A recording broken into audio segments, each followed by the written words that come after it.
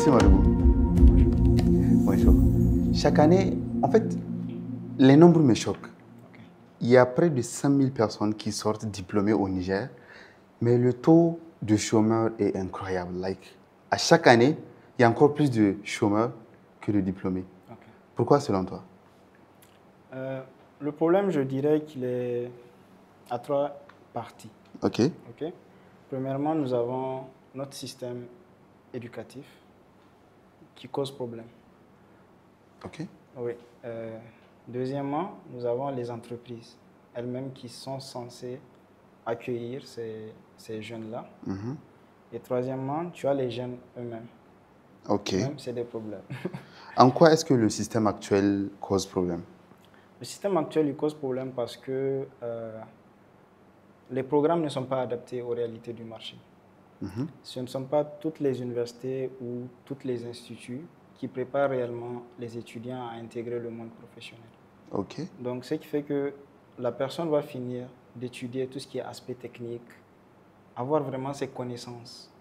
Mais une fois qu'elle vient sur le marché, elle n'est pas réellement employable parce qu'elle ne sait pas comment s'y prendre.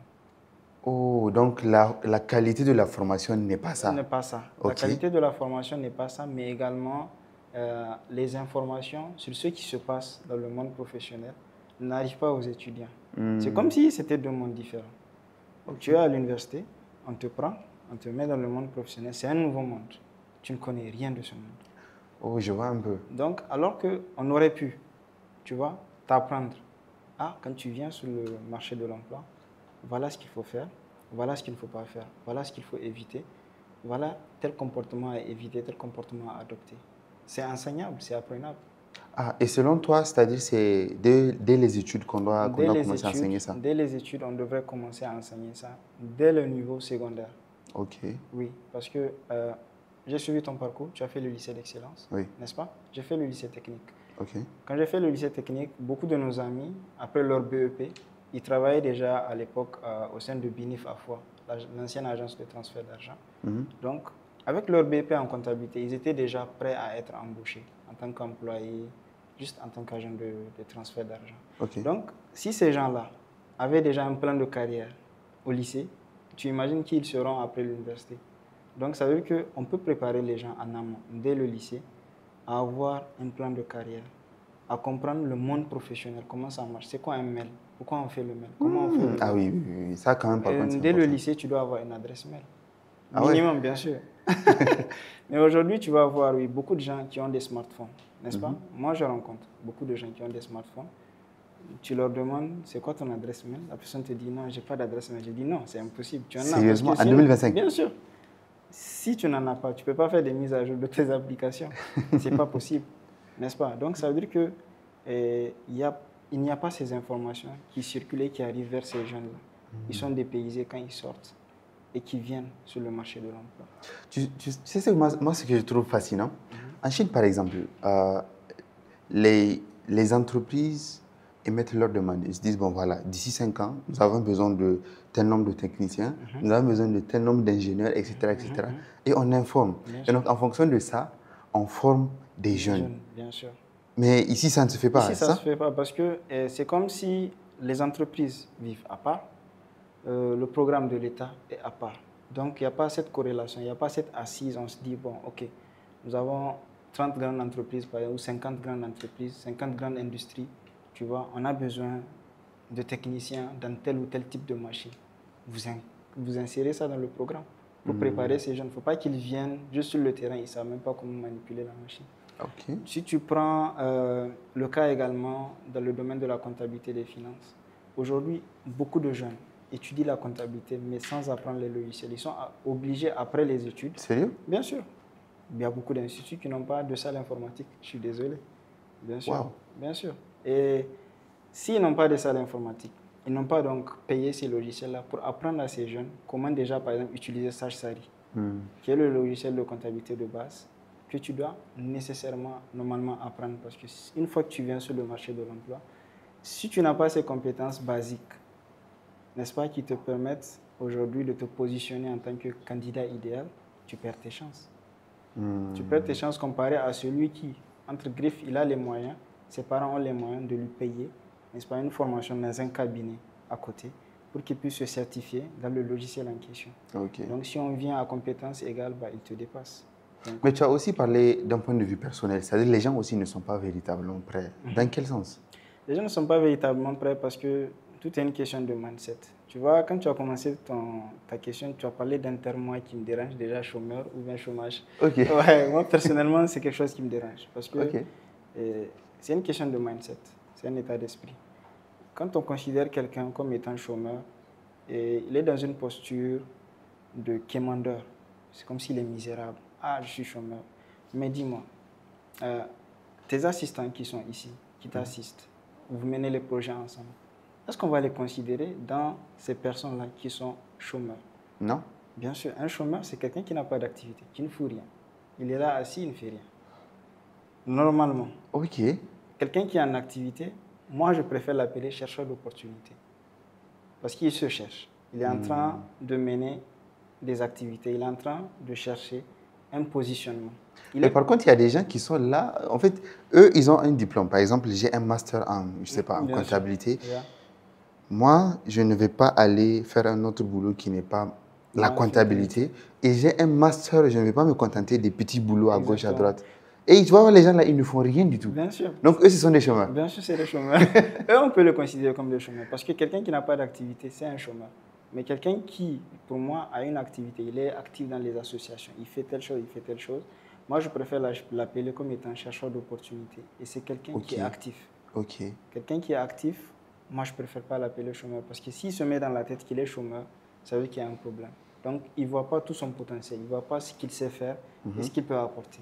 Donc, c'est un changement de paradigme ou bien de mindset, je veux dire, pour que la personne puisse se positionner en tant que « Ah, je suis une personne qui cherche des opportunités, je ne suis pas chômeur. » Ça, c'est important. Voilà. Récemment, je causais avec un ami.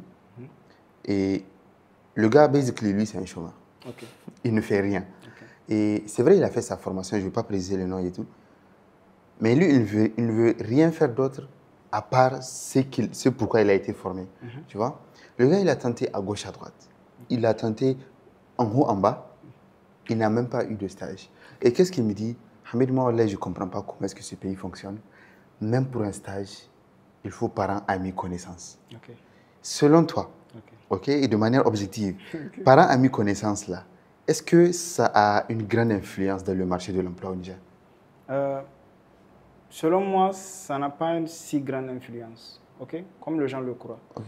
Ce n'est pas tout le monde qui a un parent quelque part. Ça, c'est un. Deuxièmement, ce n'est pas tout le monde qui est influençable, qui va se dire « Ah, moi, je vais amener le fils d'un tel. » Nous avons des oncles qui sont comme ça.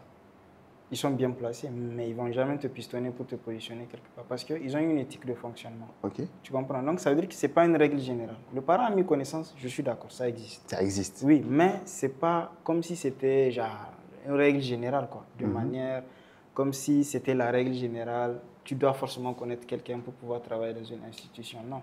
Il y a des gens qui sont venus, qui ont fait leurs preuves, qui ont montré qui ils sont, ce qu'ils savent faire, et on les a laissés montrer. Parce que c'est un des aspects qu'il faut prendre en compte. Souvent, on ne laisse pas aussi les gens faire leurs preuves. Ce n'est pas toutes les entreprises qui sont ouvertes.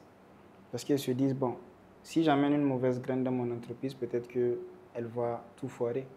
Donc, il y a cette peur-là et se dire, bon, est-ce que telle personne, si je la prends, est-ce que réellement, elle va m'apporter quelque chose? Et c'est là qu'entre en jeu ta manière de te présenter, ta manière de te vendre. Si tu n'arrives pas à convaincre la personne, à la rassurer que tu as de la valeur, forcément, elle n'aura pas envie en fait, de travailler avec toi. Mais tu sais quand même, moi, je connais quelques employeurs ici à Niamey. Et personnellement, il y a un ami qui cherchait une assistante, techniquement. Il a lancé une offre.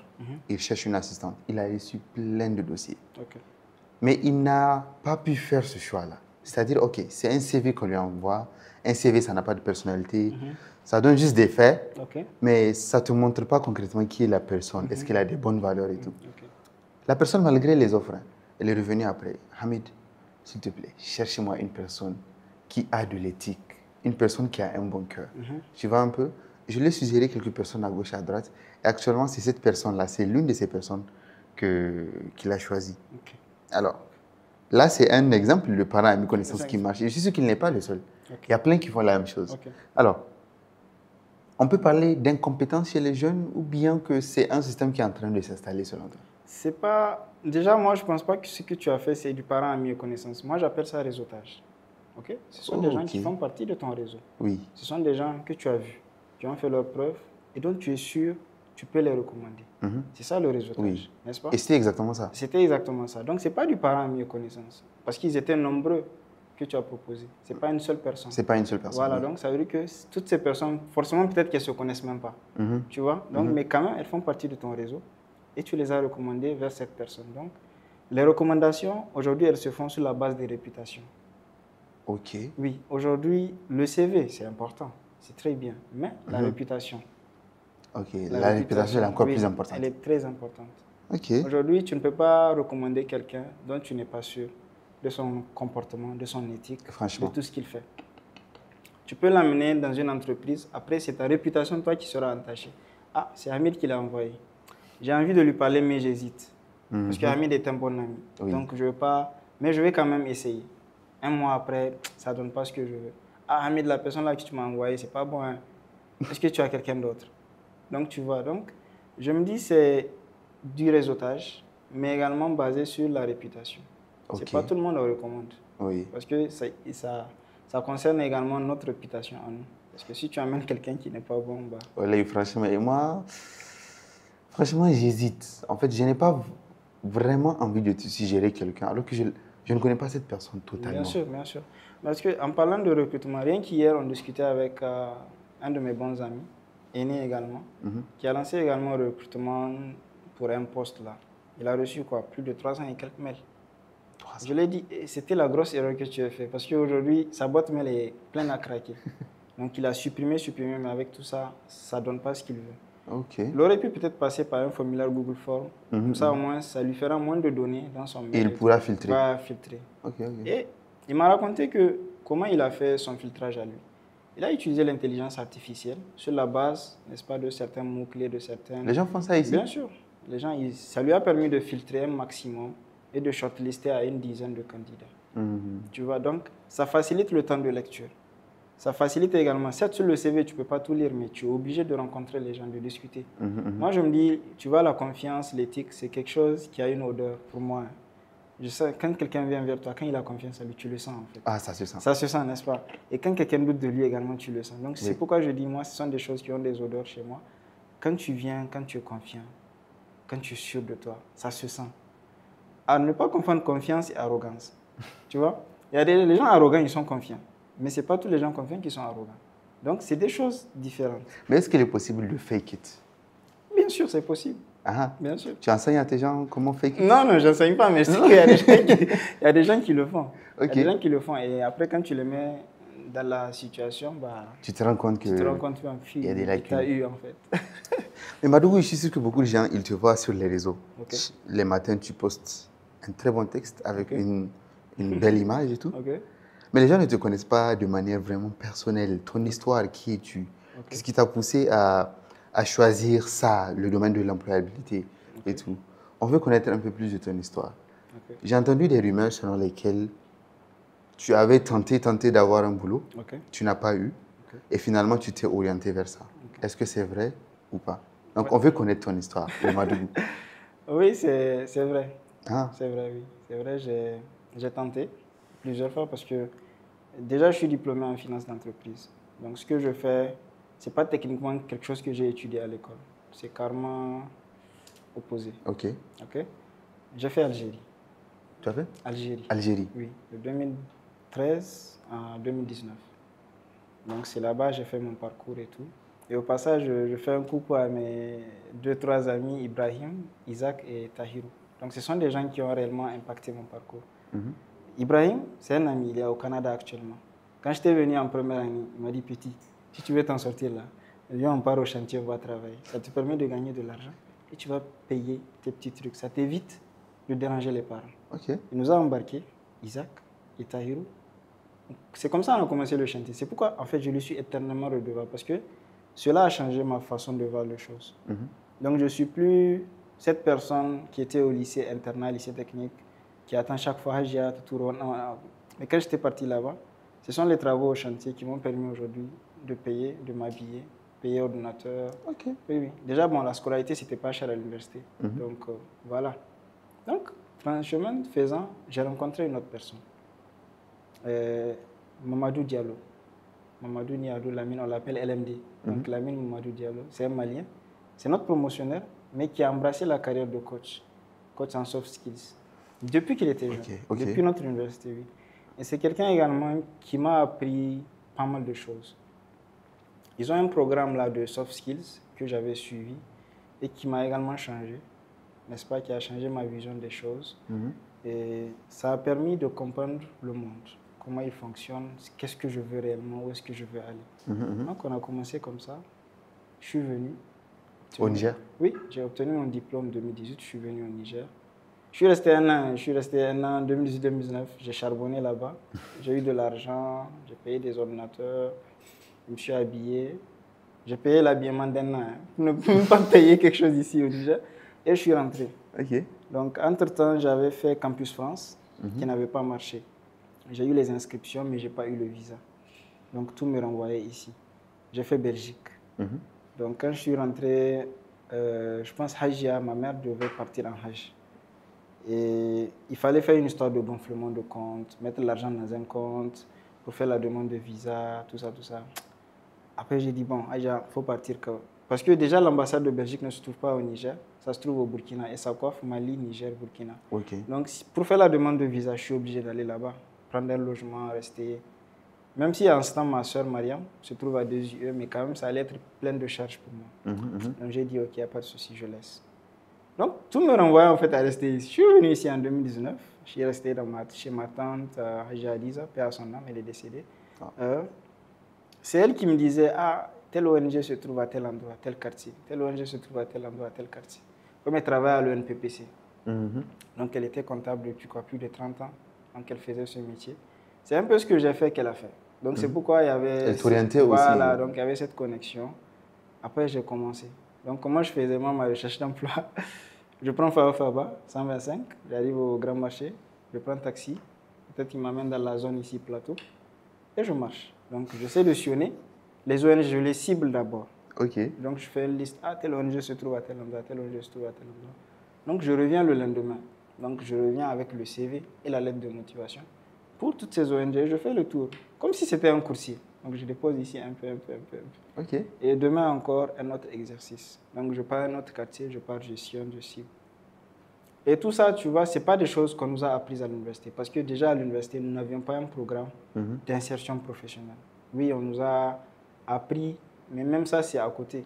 Comment rédiger un CV et tout. Ce n'est pas quelque chose qu'on nous a appris. Donc, c'est quelque chose qu'on est allé chercher nous. Et ça, tu vois, c'est l'un des points négatifs du système. Mais attends, j'ai une question. C'était ta tante qui t'avait dit de faire cette méthode? Oui, c'est elle qui m'a dit, quand tu viens, vas-y déposer tel endroit, déposer tel endroit. Moi, je ne savais même pas l'existence de Niger Emploi déjà. Tu vois, donc c'est elle qui m'a montré, il faut te connecter à Niger Emploi, essayer de suivre les offres d'emploi. Mais ça n'a pas marché? Ça n'a pas marché. J'ai eu des appels, on m'appelle pour des tests. Souvent, je réussis le test et je passe en entretien, mais entretien, je ne sais pas comment faire. Donc, je me débrouille comme ça, mais on ne m'a jamais rappelé. Donc, après un long moment comme ça, entre-temps, ma soeur, Mariam, elle avait son entreprise Jassi Green, qui était basée au Burkina. Donc, elle a eu un projet qu'elle devait mettre en œuvre ici au Niger. Et elle est rentrée.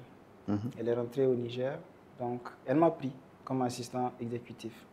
Donc, comme si c'était son bras droit. Donc, je faisais tout, comptabilité, suivi, formation et tout.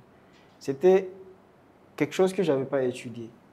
Parce qu'elle était dans le domaine de l'environnement. Je me suis retrouvé à faire du collage avec de la colle, menuiserie métallique, tout ce qui est, comment on appelle ça? Débrouillerie, quoi. Bien sûr. J'étais vraiment son libre, tu vois. Et c'est comme ça, j'ai changé de paradigme, j'ai changé ma vision. Je me suis dit, ok, donc ça veut dire que je peux faire en fait telle chose. Donc, entre-temps, elle m'a dit, ok, mais pourquoi ça ne marchait pas pour toi? Pourquoi tu n'arrivais pas à décrocher des opportunités? Je me suis dit, bon, moi j'ai tenté plusieurs fois, mais ça n'a jamais donné. Elle m'a dit, cherche à comprendre pourquoi. Donc, c'est là que j'ai commencé à lire, comme ça, à regarder des vidéos. Par rapport à comment bien se préparer et tout ça. Comment déjà améliorer son CV, à quoi ça ressemble, comment aller en entretien d'embauche, qu'est-ce qu'il faut faire, qu'est-ce qu'il ne faut pas faire. Donc, je me suis réellement documenté. J'ai fait lecture, des recherches. Je suis parti à Zender. Le projet devait être mis en œuvre un peu partout au Niger, mais j'étais resté à Zender. Donc, j'avais un ami mécano, donc avec qui nous avions lancé également une agence là-bas, Format Concept. Qui allait faire la même chose? Voilà, qui allait faire la même chose que ce que je voulais faire ici. Ok. Tu vois, donc, on avait commencé, mais après un moment, il y avait des petites incompréhensions, donc j'ai dû quitter le projet.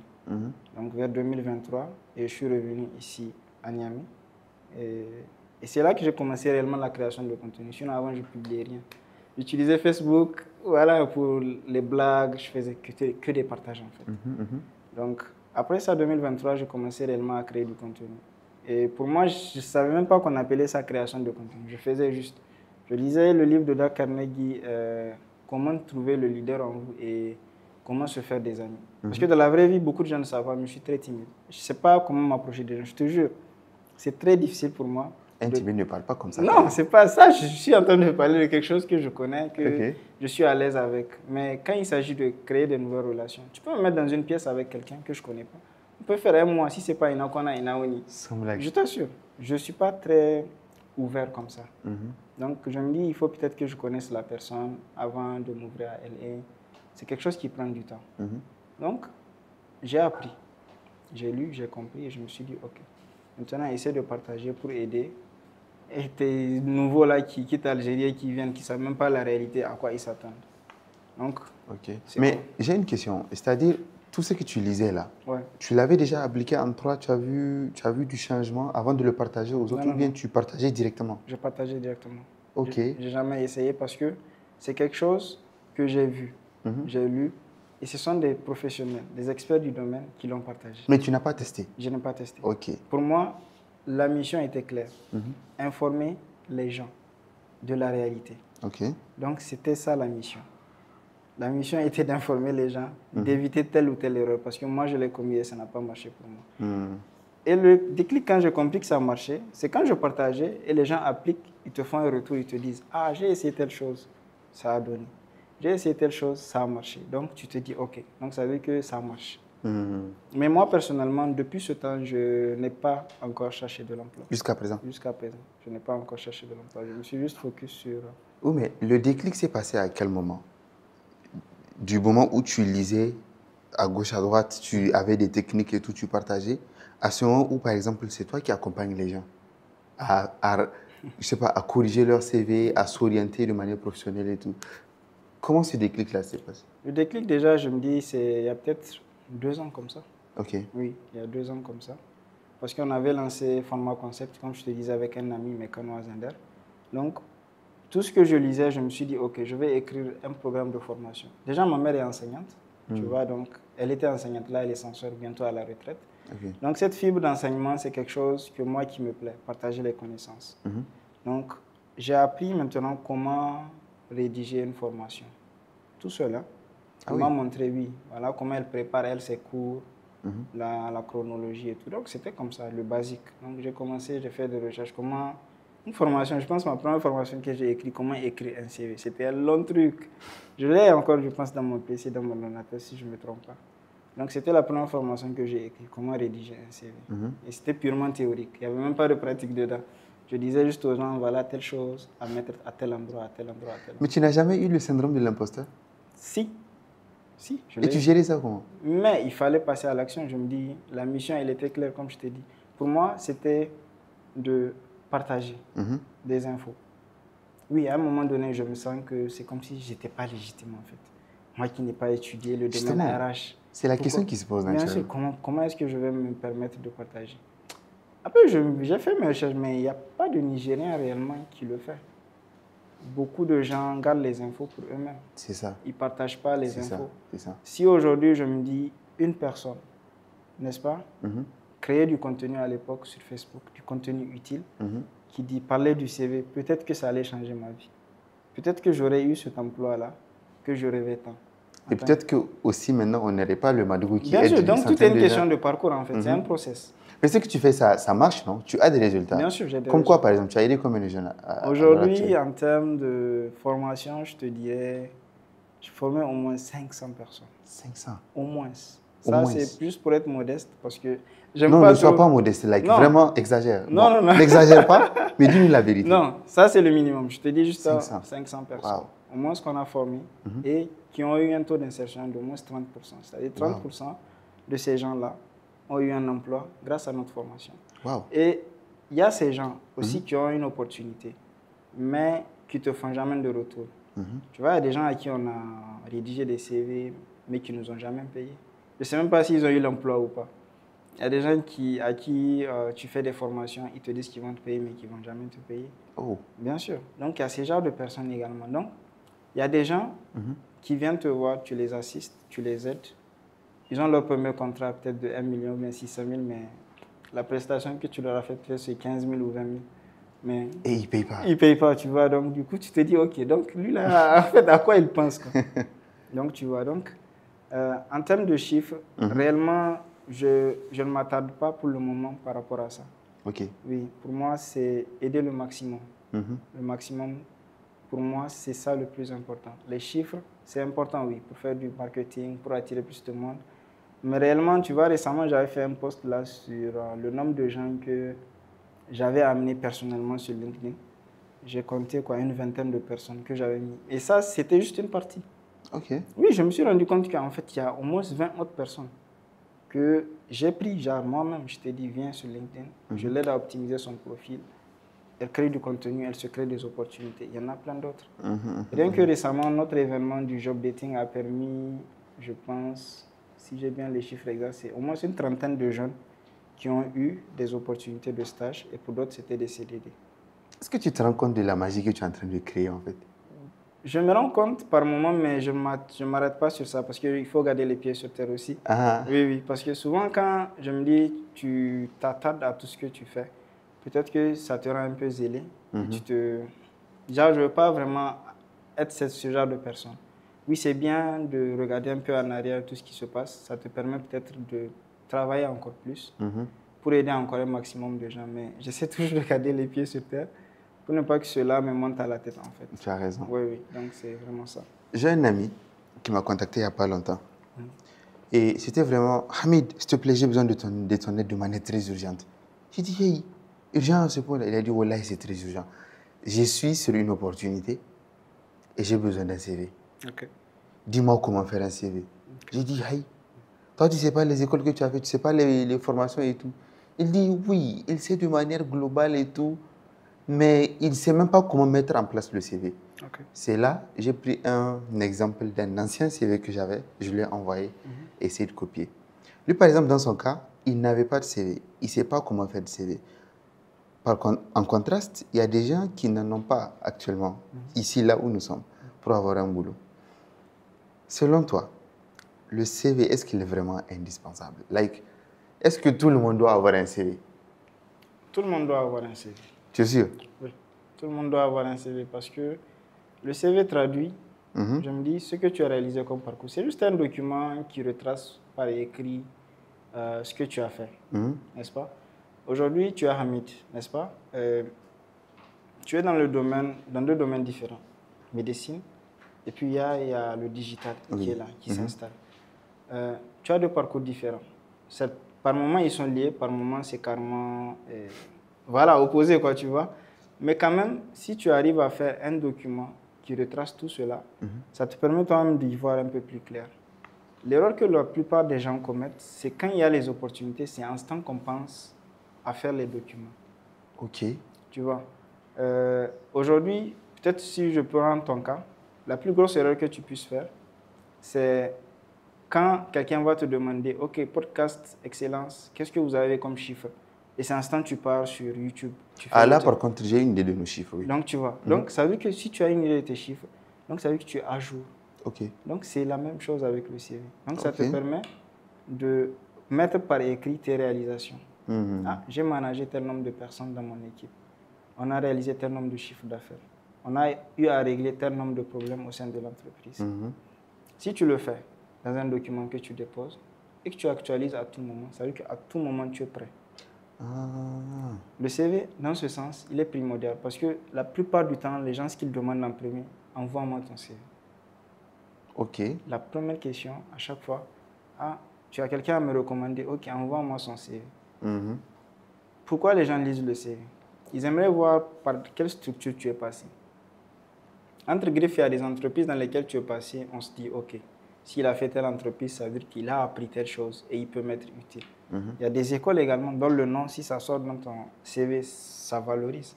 C'est Ok. important. Mais je vais te prendre un exemple là actuellement. Tu vois, moi, je fais la médecine. En termes de formation concrète en communication, j'ai zéro formation. Je n'ai pas fait FTIC, j'ai fait aucune école de com. Mais maintenant, je te gère les caméras, je te fais un très bon montage vidéo et je te communique sans me vanter mieux que certains qui ont été formés dans le domaine. Donc, en termes de résultats, quelqu'un qui m'embauche, moi, il sera mieux servi, il sera plus satisfait que s'il embauche quelqu'un qui a fait l'IFTIC et qui n'a pas été très bien formé. Bien sûr. Mais si on envoie nos CV, tu vois, moi, ça va me défavoriser. Pourquoi tu penses ça? C'est pas forcément ça. Non, mais si on envoie que le CV. Bien sûr que ça va te favoriser, toi. Non, défavoriser, je dis. Non, ça va te favoriser. Ah. Pourquoi? Le fait que je n'ai pas fait d'école de formation concrète. Non, mais ce sont tes réalisations que tu as là. Tu as réalisé tel nombre de vidéos. Tu peux l'écrire. Réalisation de tel nombre de vidéos. Si tu as le lien, un lien Drive ou bien un portfolio en ligne. Un portfolio que tu peux mettre le lien. Voilà mes travaux. Découvrez mes travaux. Ici, tu mets le lien, tu envoies le CV. La personne va voir, ok, donc Hamid est derrière telle vidéo. Hamid est derrière tel podcast qui a été réalisé. C'est du concret, c'est du vivant. C'est pourquoi je te dis, lui qui a étudié, il n'a pas forcément tes résultats. Toi, tu as fait ton CV orienté résultat, orienté réalisation. J'ai réalisé telle chose, telle chose, telle chose, telle chose. Et voilà ces choses, vous pouvez les découvrir ici. Donc, tu mets le lien. Mais par contre, les organismes, eux, quand ils recrutent, ils te disent minimum, je ne sais pas, un bac plus 2 en communication, par exemple. Est-ce que si je fais la même chose avec excellence et tout ça, là, je pourrais être embauché? C'est une question de critères. Chaque entreprise, quand elle recrute, elle a ses critères. Oui, il y a des gens pour qui le diplôme, il est important. Avant de t'embaucher, il faut qu'on voit, oui, tu as un titre, un diplôme. Il y a des gens pour qui, ils vont voir tes réalisations. Tu vas intégrer l'entreprise, ils vont te payer la formation pour que tu aies le titre en question. Ah oui? Bien sûr. Il y a des gens qui font ça. Tu recrutes des gens, mais qui leur payent une formation pour qu'ils aillent encore se perfectionner et avoir vraiment ce titre-là, pour ne pas qu'ils se sentent, comme tu l'as dit tout à l'heure, dans une posture de syndrome de l'imposteur, pour qu'ils se disent, bon, est-ce que je mérite vraiment ce poste? Est-ce que je mérite vraiment de faire ce boulot? Sinon, il y a beaucoup de gens qui réalisent des choses qu'ils n'ont pas réellement étudiées, mais qu'ils ont appris sur le terrain. Comme toi, par exemple, tu vois. Oui, comme moi, franchement. Bien sûr, tu as appris sur le terrain. Ce n'est pas quelqu'un qui a pris ta main.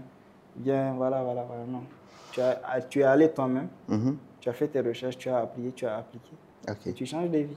Tu vois. Ok, concrètement, Margou, supposons que je m'appelle Hamid. Actuellement, bon, le Hamid qui est là devant toi. Mais Margou, je n'ai pas de CV. Je ne sais pas comment faire de CV. Concrètement, comment dois-je faire un CV? Dans ton CV. On va faire de la pratique.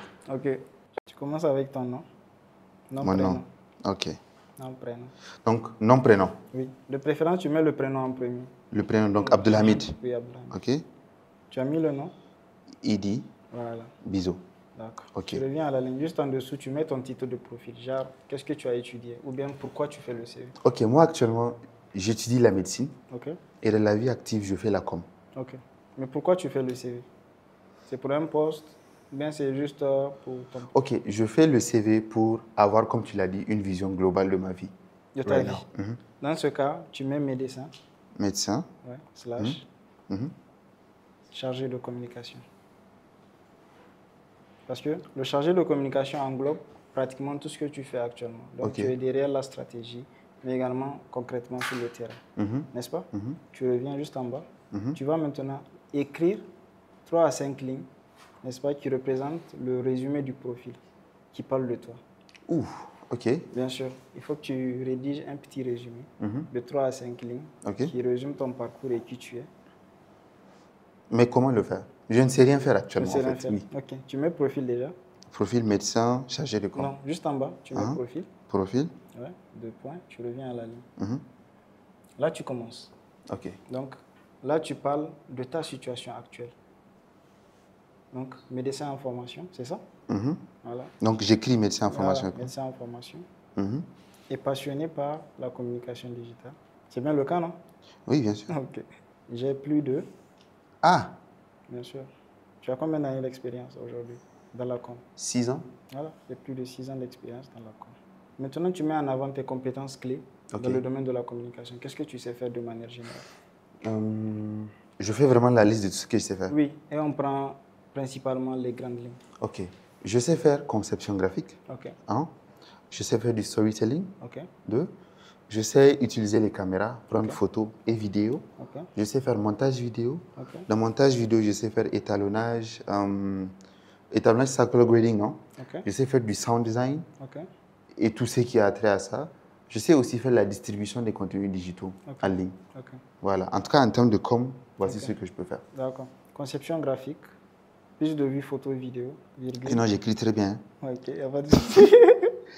Prise De vues, photo, de vue. slash vidéo et distribution de produits digitaux n'ont pas de secret pour moi. Là, on va rebondir sur tes soft skills.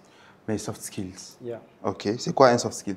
Soft skills, ce sont les compétences humaines, ou bien tu veux des qualités humaines, Mhm. ou encore des compétences comportementales.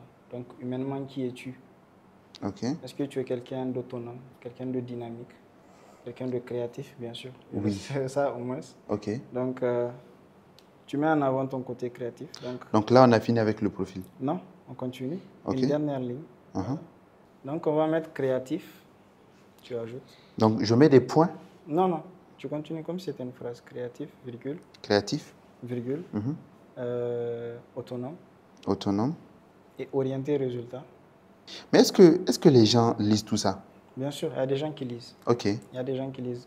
Moi, je conseille toujours aux gens d'aller dans le cas où quelqu'un va lire. Ok. Ne fais pas juste parce que, en fait, on dit qu'on ne lit pas. Et si tu tombes, c'est quelqu'un qui lit, tu fais comment?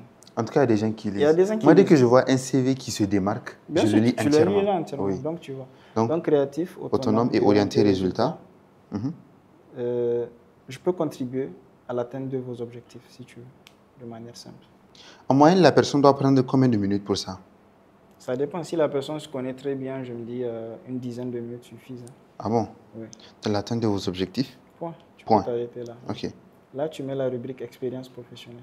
Donc, d'abord, on commence par la présentation globale. Ensuite, profil, expérience. Expérience, oui. Dans ce cas-là, il y a deux façons de faire. Si aujourd'hui, nous partons sur le CV d'un étudiant, donc après le profil, normalement, on doit mettre les compétences et les diplômes. Ok. Si c'est ton cas, qui est en transition entre le domaine professionnel et les études, donc on met plus en avant, si tu veux, les expériences et les compétences, et enfin le diplôme. Ok. Donc, ça- l'ordre importe. L'ordre importe, ça Ok. dépend. Si tu es étudiant, tu mets en avant tes compétences et tes diplômes. Et si tu es professionnel, tu mets en avant tes compétences et tes expériences. Ok. Voilà. Donc là, on est côté expérience. Expérience, oui. Ok.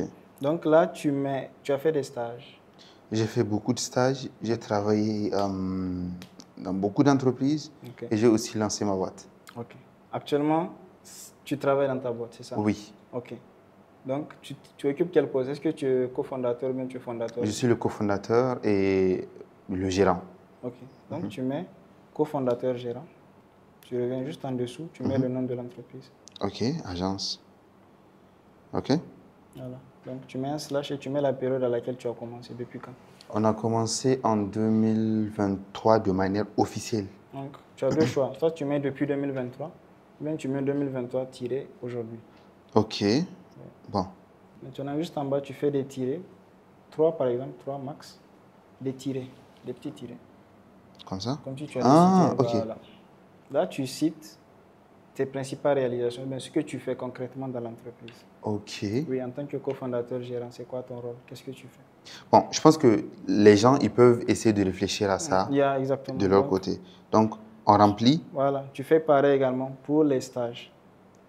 Ah. Oui, tu fais pareil pour les stages. Est-ce qu'on doit commencer avec les plus importants selon nous? Pas les importants, les plus récents. Les plus récents? Oui. Ok. Là, tu es en train de faire juste un CV. C'est pourquoi je t'avais demandé, est-ce que c'est un CV dans l'intention de postuler à un truc ou bien un CV juste qui retrace tout ton parcours, pour que tu aies une vision claire de où tu étais, où est-ce que tu vas. Ok. Si c'est dans le cas, donc ça veut dire que tu n'as pas besoin en fait d'enlever certaines expériences, mais tu dois tout mettre. Ok. Voilà, donc c'est un CV là que tu fais qui retrace tout.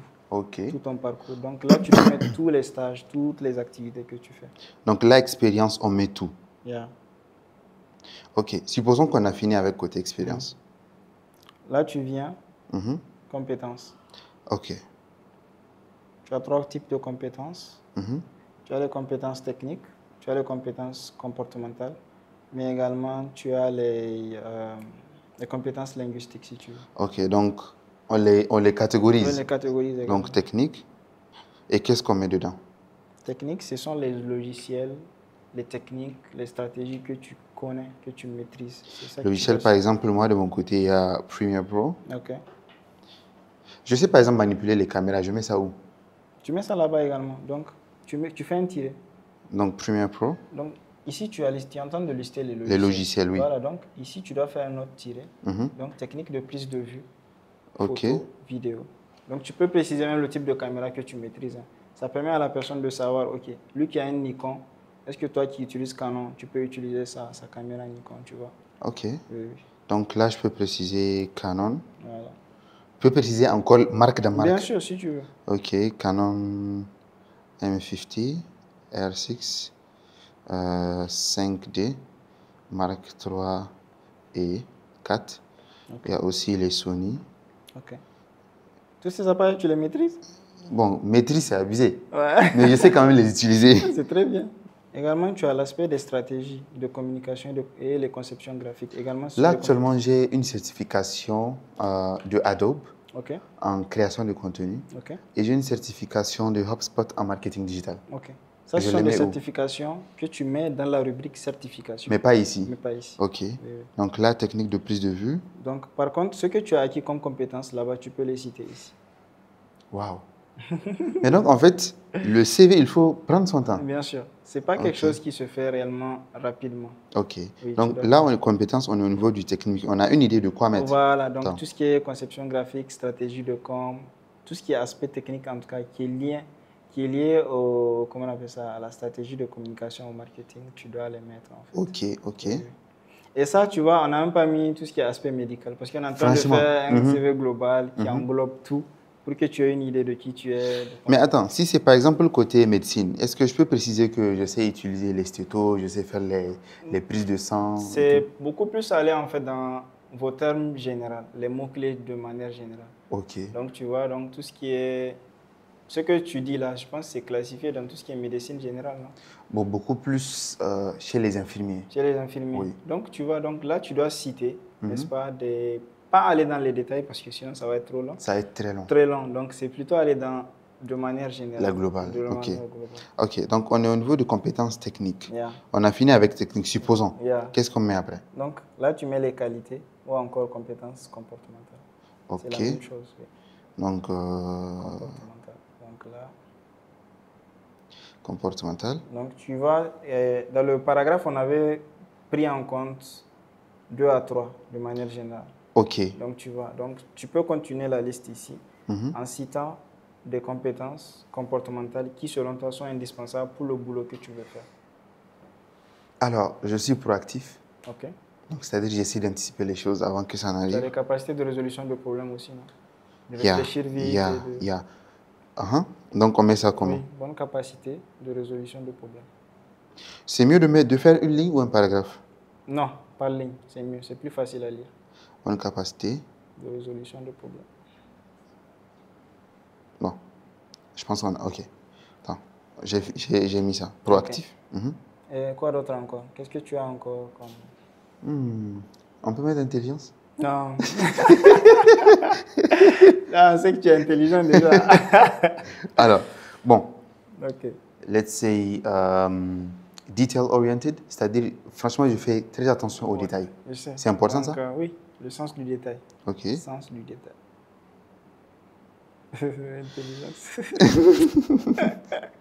Intelligence. Ok, pas intelligence. Ouais. Je voulais mettre quoi? Sens du détail. Perfectionnisme, on peut classifier ça comme une qualité ou un défaut? Ça dépend de l'angle de vue. Pour moi, si je dois prendre quelqu'un dans mon équipe, je cherche quelqu'un de perfectionniste qui va très bien faire le boulot, qui laisse pas, en fait, qui laisse rien au hasard, en fait. Ok. Donc, mais par contre, autant pour moi, il y a des spécialistes qui recommandent de ne pas mettre cette qualité, parce que ça dépend de qui lit ton CV, en fait. Tu vois. le fait que tu aies mis le sens du détail, ça renvoie déjà au perfectionnisme. Ok. Donc, tu vois, Donc, c'est bon. c'est une manière également de le dire. Alors, proactif, j'ai le sens du détail. Tu es capable de travailler sous pression? Bien sûr, je suis tout le temps sous pression. Tu vois, Donc, je mets quoi? capacité à travailler sous pression. Mais là, il y a des gens qui peuvent mentir, non? Mais ça se sait, Ah, bien sûr. ok. Parce que tu vois, quand il s'agit de faire un entretien, par exemple, quelqu'un te dit, il met tous ces appareils-là qu'il maîtrise. Tu le reçois en entretien, ah, il maîtrise ça, ok.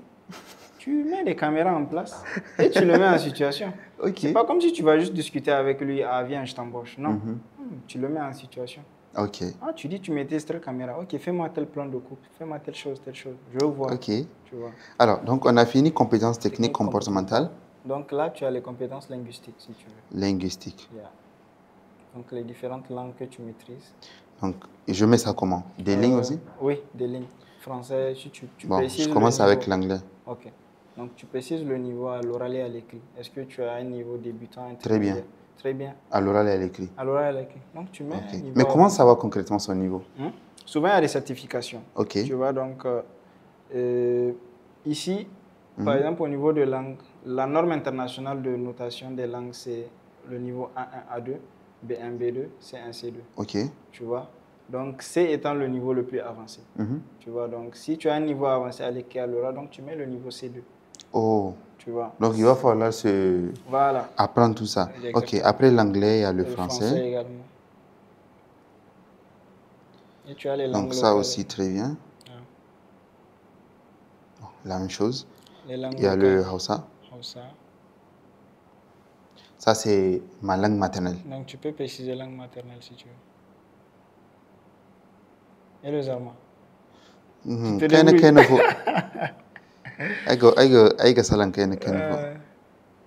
Donc, je mets quoi? Donc, dans ce cas, tu peux mettre courant en fait.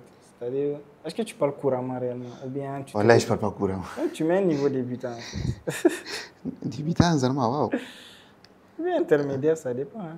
Bon, débutant. Okay. Mon niveau en Zarma, il est ridicule. Donc là, tu mets tes diplômes juste après la rubrique compétences. Ok. Oui. Donc, on a fini avec compétences. Yeah. Donc, tu mets tes diplômes. Uh-huh. Donc, tu mets le titre du diplôme actuel ou bien le plus récent que tu as obtenu. Diplôme reconnu de manière... Waouh. Là, je n'ai que le bac. Hein. Je n'ai pas encore le doctorat.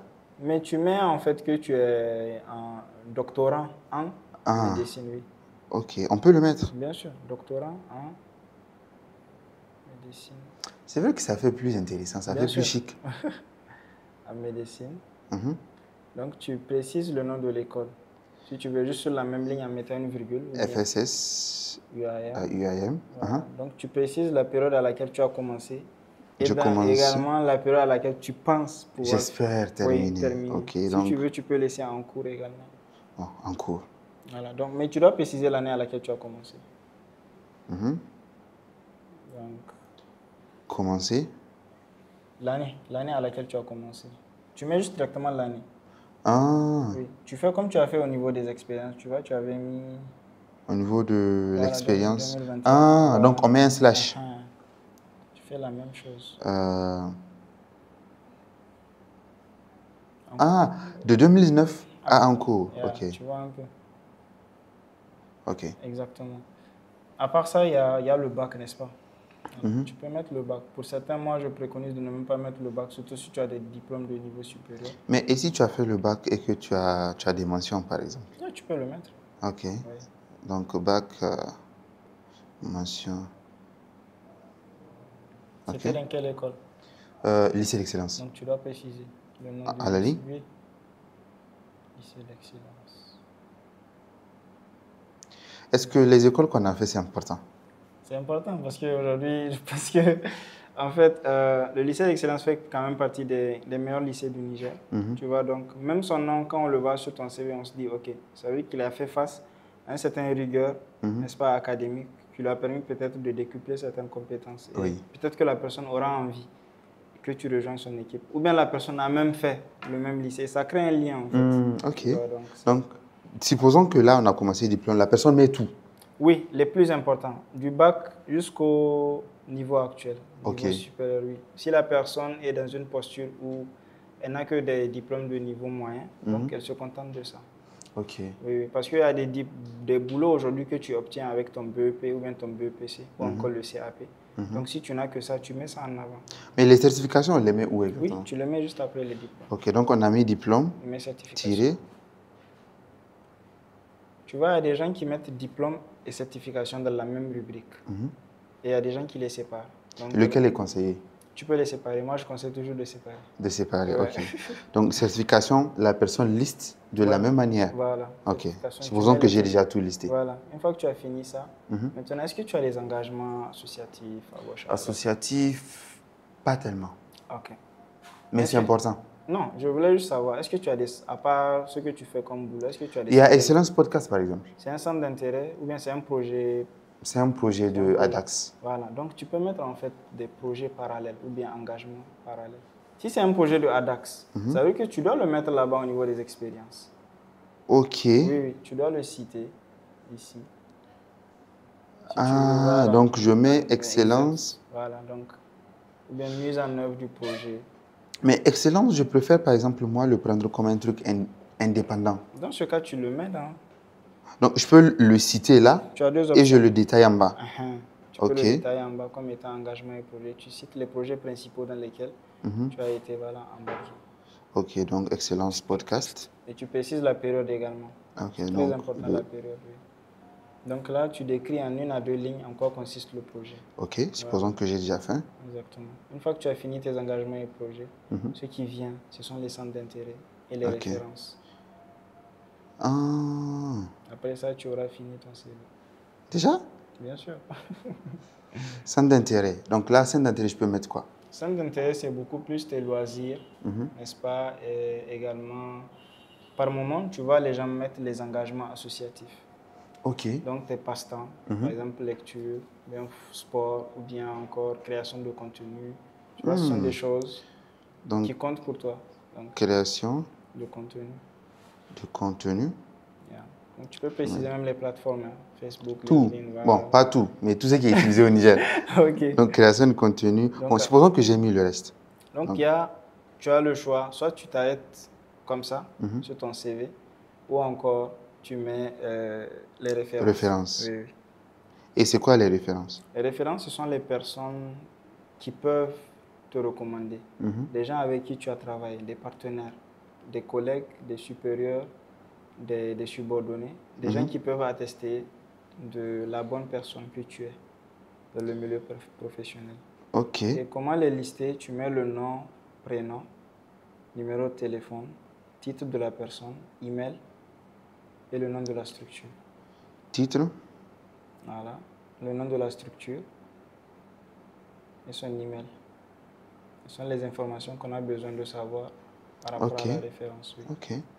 Ça, c'est... Et donc, à partir de là, le CV, il est complet? Oui, mais sauf qu'on a sauté une partie, tout en haut.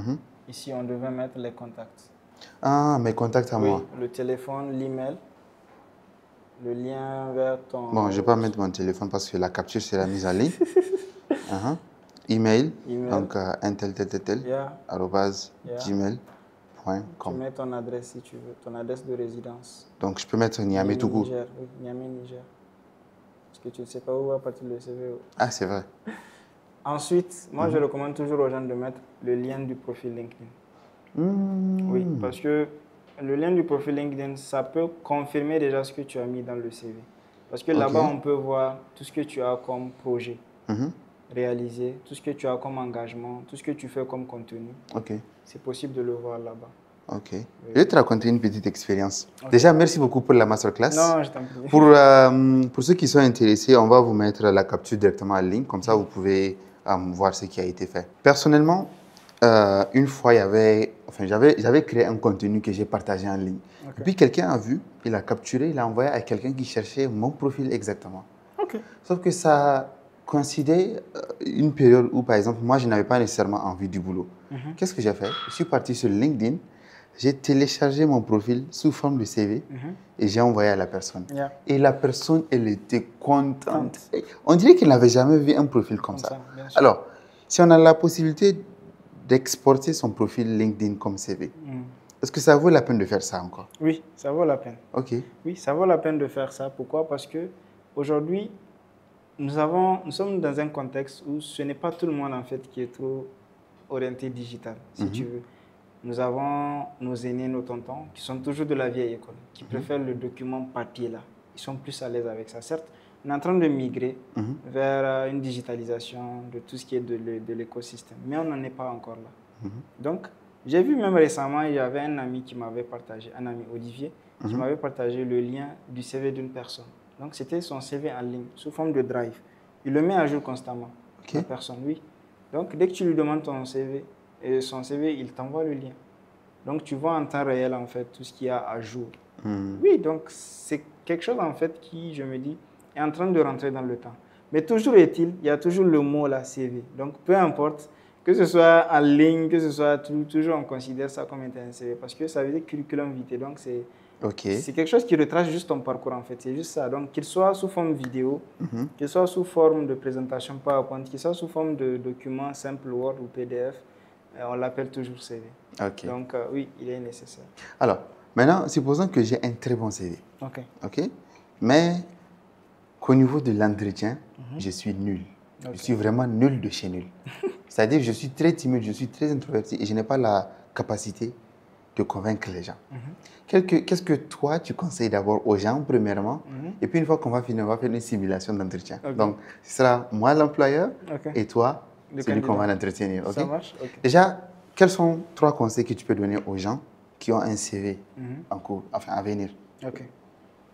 Par rapport à l'entretien, même de manière générale? Par rapport à l'entretien. Déjà, c'est de ne pas considérer l'entretien comme étant réellement un entretien d'embauche. Parce que souvent, on s'emprisonne en fait en ayant peur. Tu vas dire qu'on dit entretien d'embauche, ton cœur bat fort. Tu as peur. Donc, considérer l'entretien comme étant juste un échange professionnel. C'est juste une discussion entre 2 professionnels. Toi qui vends tes services et l'autre qui veut les acheter. Toi qui veux mettre tes compétences à disposition de quelqu'un qui en a besoin. Donc, dès que tu as cette attitude, donc ça change ta vision de l'entretien d'embauche et tu as moins peur. Donc, tu te dis, OK, je pars juste pour discuter. Donc, ce n'est pas nécessaire de stresser. Ils ne vont pas me manger, en fait. C'est juste une discussion. Donc, la première des choses, c'est déjà considérer l'entretien comme étant un échange entre 2 personnes, n'est-ce pas, qui sont censées collaborer. La deuxième des choses, toujours se renseigner sur l'entreprise avant d'aller en entretien. Pourquoi? Toujours. C'est important parce qu'il faut que tu puisses... Tu es un vendeur en fait. Tu es en train de vendre tes compétences. Tu ne veux pas juste dire « Ah, je vends telle chemise. » Mais est-ce que Hamid il porte du XL? Je ne sais pas. Est-ce qu'il porte du L? Je ne sais pas. Donc, il faut que je me renseigne. S'il vend du L, donc tout mon discours doit être axé vers les chemises taille L. Et tu peux répondre en fonction de ce pour toi ils veulent entendre. Exactement. Donc, tu te renseignes sur l'entreprise. Tu te renseignes sur l'entreprise, le maximum d'infos, les projets les plus récents, sur quoi ils travaillent, comment ils travaillent, quelles sont leurs éthiques, leurs chartes. Tu les lis, tu lis tout ça, tu te prépares considérablement et tu viens. Donc, ça veut dire que là, ils ont directement un employé. Ils vont sentir comme si tu étais leur collègue, en fait, parce que tu partages leur vision. Et la discussion sera tellement simple. Et le troisième conseil? Le troisième, c'est de réviser son parcours. Qu'est-ce que j'entends réviser son parcours? Aujourd'hui, nous venons de faire par exemple une simulation pour rédiger ton CV. Mais je suis sûr que là, spontanément, il y a des choses que tu as oubliées. Bien sûr. Tu vois, il y a des réalisations qui sont importantes, par exemple, pour l'entretien que tu vas aller faire. Et si tu ne t'assois pas pour faire ce petit bilan-là, par rapport à ce poste-là, ils veulent quelqu'un qui va réaliser des podcasts. Peut-être que toi, après Excellence Podcast, tu es passé à un autre projet et tu as même oublié que tu as fait en fait tel podcast sur le côté santé, bien sur la cuisine ou bien des choses comme ça. Eux, ils cherchent quelqu'un qui va faire un podcast sur la cuisine. Et il se pourrait que toi, tu as fait déjà 3 ou 4 épisodes avec les chefs cuistots. Tu vois, donc, si tu révises, ça te permet en fait de te remémorer des choses. Donc, tu révises tout le parcours. Tu révises ton profil, qui je suis, qu'est-ce que j'ai fait, pourquoi j'ai décidé de postuler à cette offre d'emploi, pourquoi je vais les rejoindre, qu'est-ce qui fait le lien entre mon profil là et ce qu'ils veulent. Et tant que tu n'as pas révisé ton CV, tant que tu n'as pas revu ton parcours, difficilement tu vas trouver le lien. Sinon, ça pourrait être juste un truc abstrait. Alors que si tu fouilles bien, tu lis bien ton profil, tu lis bien ton parcours, tu te remémores les réalisations. ah, quand j'étais à Adax, j'ai fait telle chose, telle chose, telle chose. J'ai managé tel nombre de personnes. J'ai fait tel projet, tel projet. J'ai aidé à Ouais. résoudre tel problème. Quand j'étais en stage à tel endroit, nous avons eu un cas médical critique qui parlait de ça, ça et ça. Donc, ce genre de révision te permet aujourd'hui, si tu veux, de préparer des anecdotes et des exemples à partager durant le parcours, durant Ok. l'entretien d'embauche. Ok. Mais tant que tu ne t'assois pas, pour faire cet exercice de révision, ça va être difficile pour toi de te rappeler vraiment tous ces événements. Ok, je vois l'idée. Donc, Alors, Madougou, yeah. nous allons simuler un entretien. Supposons que moi, je suis l'employeur, tu veux un emploi chez Adax. Ok. Ok? Donc, tu as déposé ton CV, c'est bon, on a validé, et maintenant, on doit avoir un entretien avec toi. Je vais te poser les questions qui viennent habituellement pendant un entretien d'embauche. Ok. Ok? Et tu vas leur montrer, en fait, comment est-ce que toi, tu vas répondre. Ok. D'abord, pouvez-vous vous présenter? Je suis Madougou Hassan, spécialiste en communication digitale. J'ai plus de 3 ans d'expérience dans le domaine. J'ai travaillé dans des projets à caractère humanitaire, médical, mais également sur des projets qui parlent du digital. Ok. J'ai évolué de stage jusqu'à obtenir, n'est-ce pas, une opportunité dans une institution internationale de la place. Je maîtrise les logiciels Adobe Premiere Pro, mais également les outils de conception graphique comme Photoshop, Canva et également les outils de collaboration comme Notion et Google Drive. Pourquoi j'ai décidé de postuler à votre offre? C'est parce que je sens une corrélation entre mon profil et ce que vous cherchez. Je suis la personne qu'il vous faut pour ce poste et j'ai très hâte de collaborer avec vous.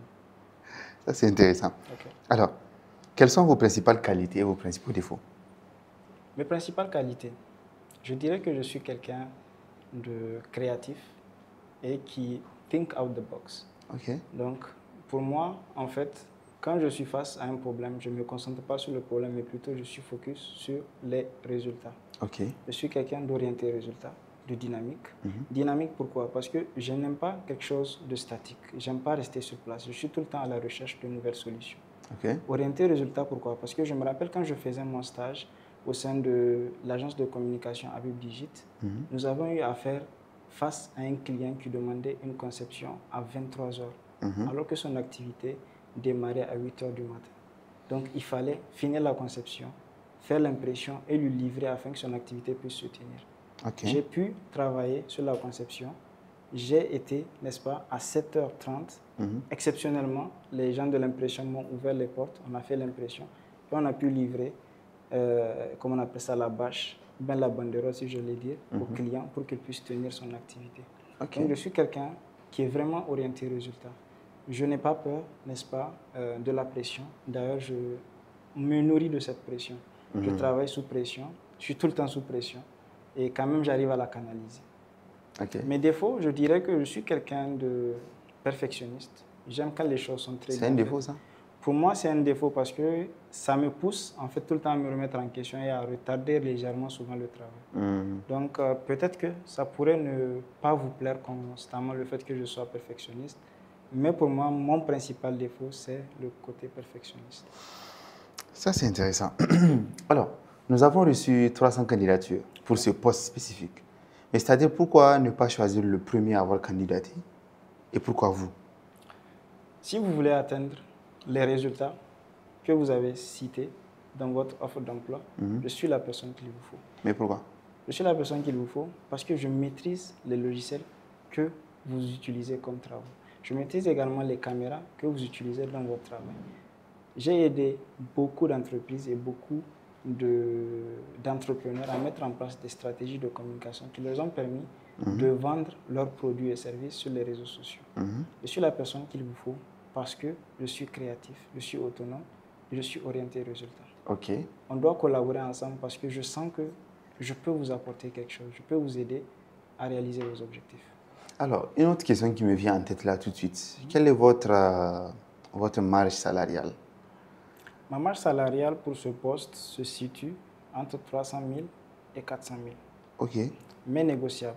Négociable. Oui. Ok. Mais bon, là, on va un peu sortir du contexte de cet échange. Supposons que c'est une boîte qui est prête à t'offrir 500 000 et que toi, tu te limites à 300, 400. C'est pourquoi je dis que c'est négociable. Donc, ça dépend en fait de la charge du travail. OK. Oui. Tu as des employeurs qui sont bienveillants, n'est-ce pas?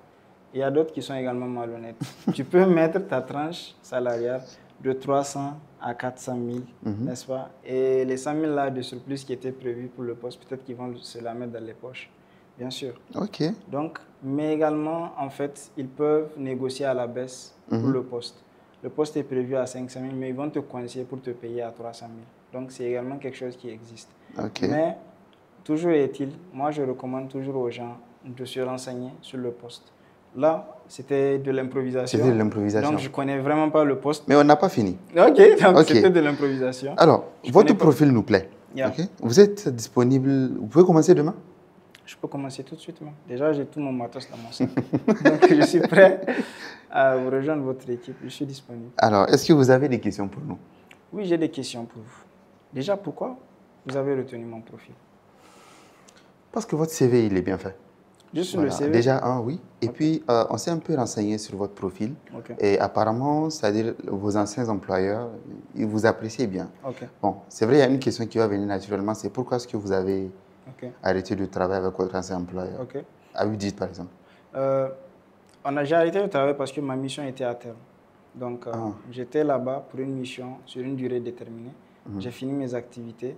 Donc, je me suis mis dans une posture de recherche d'opportunités pour des nouvelles horizons. Donc, je suis tout le temps quelqu'un qui cherche, n'est-ce pas, à impacter. Et quand je viens dans un endroit, je viens pour une mission déterminée. Donc, comme si c'était une mission, donc je suis là, je finis ce que j'ai à faire et j'essaie d'impacter le maximum possible. Voilà, donc c'est un peu ça. Ma prochaine question, c'est de savoir avec qui est-ce que je serai amené à travailler. Est-ce que j'aurai des gens sous ma coupe? Alors, vous serez directeur artistique, donc sûrement il y aura des gens à qui vous devez faire un compte rendu, mais sûrement il y a des stagiaires aussi que vous allez gérer. Donc 2 à 3 actuellement qui sont là et qui attendent quelqu'un d'expérimenté. Est-ce que le poste est évolutif? C'est-à-dire de directeur artistique, y a-t-il dans l'organigramme un poste au-dessus? Alors, pour être honnête avec vous, c'est un poste que l'on cherche pour 48 mois. 48 mois, oui, mais pas plus. Pas plus? Oui. D'accord. Vous avez des issues about it? Non, c'est juste pour faire mon plan de carrière. Donc, ça me permet de me situer au sein de votre entreprise. Donc, 48 mois, donc je me projette déjà dedans, dans ce poste. C'était tout pour moi. Merci beaucoup. Merci beaucoup, M. Madou. On commence tout de suite?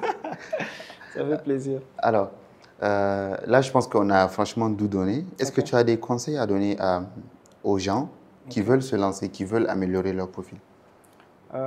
Si j'ai des conseils à donner aux gens, moi, je dirais que c'est beaucoup plus la présence en ligne.